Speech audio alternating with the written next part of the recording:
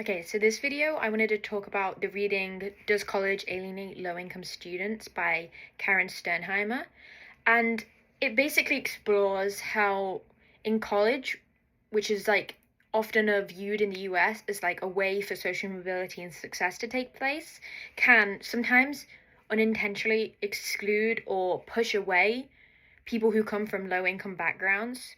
So like Karen Stoneheimer goes on to say that like many of the elite colleges like Harvard and the other Ivy Leagues, they often are built in a way with the lifestyles of wealthier students in mind. So things like campus culture and the social events that take place there, they often are like unintentionally make these low income people feel uncomfortable.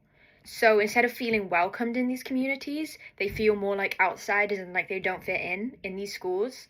So in the text, they use an example of a program called Scholarship Plus, which was created to help these low income students when participating in campus activities. However, the way like it was set up actually unintentionally made these students stand out more because they had to wait in things like separate lines and like further push this feeling of exclusion and difference because there's like physically two separate lines. So that was quite interesting for me to read about.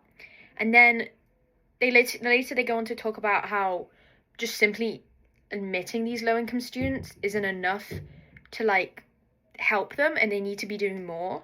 So they need to work on more about creating a better environment where it's more equal and everyone's valued the same. So rethinking things like policies and the practices that go on the campus to make sure nobody is excluded because of like how much money they have.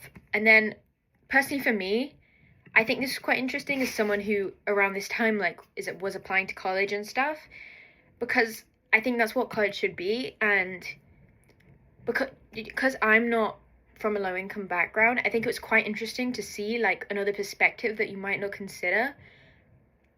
Because you don't really like when going to a college, the first thing I think about when I think about inequalities on a college campus isn't traditionally like how the actual environment can affect people. So I think it's quite interesting to see how like you can actually make education more accessible simply by changing the environment.